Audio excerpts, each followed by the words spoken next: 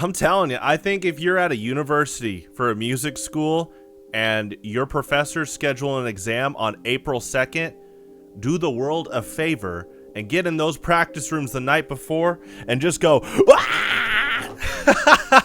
Like, I think, read the room, hear if there's a few people around you in other practice rooms, and then just mash keyboards because it's a win-win. You mash the keys, you shout, "Rah!" It's a win-win because, one, you could get the April Fool's prank on deck. Everyone's laughing. You're probably helping the world out. You're helping everyone have a better time. Maybe it's helping them study. It's a good breakthrough. Or there might be a talent agent in those practice rooms saying, "Hey, I'm looking for the next heavy metal band with the piano. Nice." What's the third option? You find out the piano's out of tune, and then you tell the university, and they're like, "Oh, nice. Okay, thank you so much for your efforts." Now it just sounds like a win-win-win scenario. 33% on each with a repeating factor at the very end. The very end, 00001, is the final factor that you're like, you know what? The world aligned this, a test right, the day after April 1st in the practice room. I've heard other people potentially being stressed. There you go. There's the comedic timing. And that's just on your bucket list. And I have mentioned on streams before about, being in music school and the whole factor of getting ready for big like juries and final exams, and it's all performance based, a lot of it. And it is interesting those nights before about, people trying to prepare accordingly for that. I personally, it really is about buckling down. I never witnessed anyone freaking out. I think it was more about just the humor of hearing so many instruments at once the night before, trying to prepare. And yeah, it's a fun part. It's a fun part about music, is having that ambition to keep practicing and doing your best. In fact, there's quite a few people that, they've brought up how they might have seen stuff I've done in the past because it's music related. And I do compose music and do sound design still, but that's actually something that I haven't done in a while, is talk about music. And there's a lot of songs I want to talk about, and recently, I think almost every week during my Elder Scrolls 3 Morrowind streams, I think almost every single stream I bring up a pretty specific Skyrim song. And I've been talking about it a lot with friends. And so Secunda by in Skyrim is it's the example of when a game's soundtrack does its presentation. The title screen, the title theme, the end credits, they look like the fancy decorations in a restaurant, right? Like, come to this nice fancy place to eat, the big orchestras. So in Skyrim's case, it's like they have amazing songs with fighting dragons, the big Viking choirs, right? And that's big with Skyrim's trailers and presentation. That's kind of the exterior look. Look how great this restaurant looks, right? But when you really sit down, there's the meat and potatoes of like some of the overworld themes and fight music. And then there's those well-spiced baby back ribs that you've heard other people talk about, but it's not advertised as much. You order those ribs and you're like, this is a selling point, and I don't know if you guys are selling this that much. It is it's not even a diamond in a rough, it's a diamond amongst other gems. Skyrim's soundtrack is amazing. Elder Scrolls, 1 through 5, the mainline games, I can definitely attest that all the songs I've heard have been good.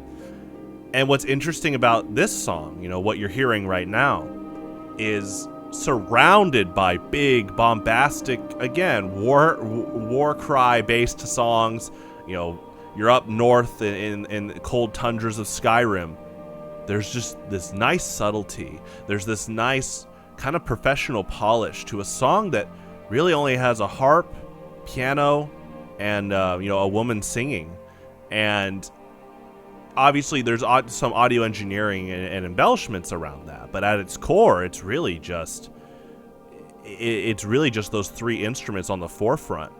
And I've been talking recently to other people about the game industry's been having this kind of struggle with bigger is better for some of the stockholders, some of the CEOs.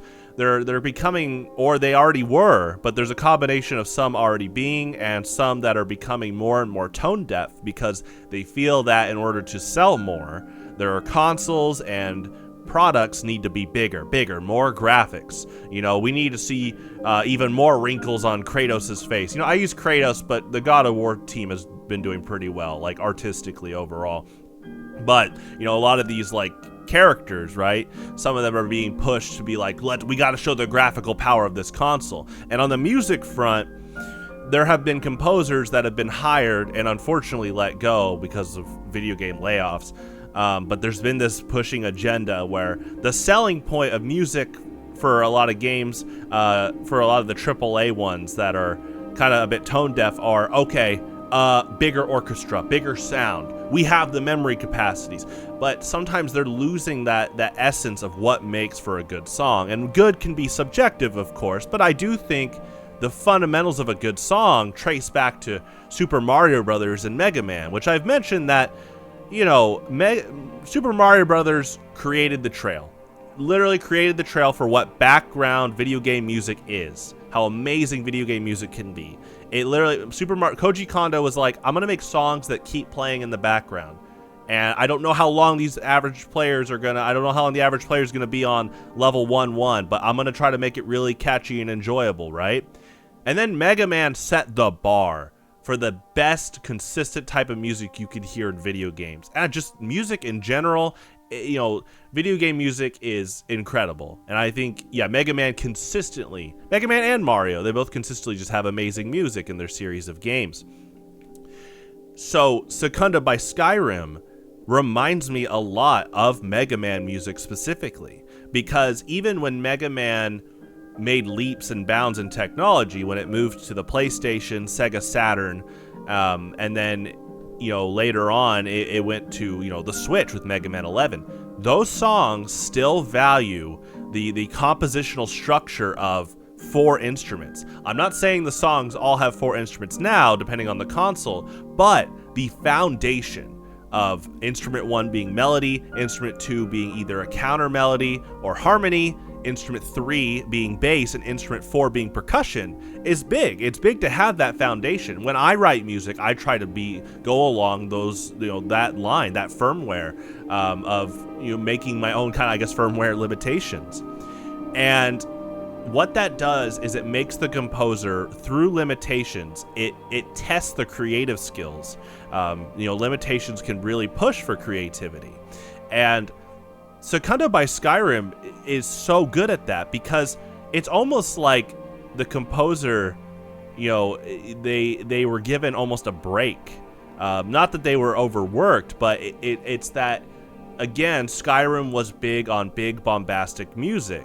And it's good. Those choir chants, the Viking chants, it's killer. It's awesome to hear. It's epic, right? But Secunda, it kicks in when you're running around at night, and it's almost like the tempo of the game changes a bit. You kind of stop to listen. I think most players do, at least for a bit. The song is so good, you're just like, oh my gosh, and the one lady singing, it's almost like it's like a praise to how life itself, that you can stop and look around and appreciate what you have. And I really hope that song comes back. In my opinion, I think that in my opinion is the best song written in Elder Scrolls. And guess what? Every song, like I said, from Elder Scrolls 1 to 5 is really good. I love the Snowfall theme in Arena, Elder Scrolls 1, right? The title theme in Daggerfall, Blessing of Vivek in Elder Scrolls 3. I love the town theme in Elder Scrolls 4, with the harp playing, do do do do do. Yeah. And there's so many other songs to mention. And I've just noticed that I talk about Secunda a lot. There really is this kind of marvel of like an older era of game music right there. The simplicity of only a few instruments, yet it's so memorable, it's so catchy, it gets its point across. And, talk about pressure for whoever's writing for the next Elder Scrolls game, being able to match that level. I have high hopes for them, and I think they'll do their best. I bet it will be a good soundtrack. I just hope that they understand that obviously Elder Scrolls isn't just about the big trailer music, the big fight music. Really, that type of music where you catch yourself stopping to play the game, to observe the game, makes such an impact on so many players. I'm going to definitely be listening to this song a lot for the rest of my life, and I hope you check it out too. I love Mondays.